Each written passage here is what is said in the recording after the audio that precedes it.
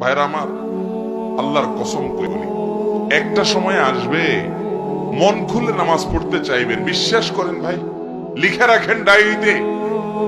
আপনাকে যদি আল্লাহ হায়াতে বাঁচিয়ে রাখেন, যুবক ভাইয়েরা, তরুণ ভাইয়েরা, একটা বয়স আসবে মনে চাইবে একটু রবকে মন খুলে সেজদা দিয়ে একটু লম্বা করে রুকু করি, পারবেন না, অসুস্থ হয়ে যাবেন, রোগবালায় ধরে ফেলবে।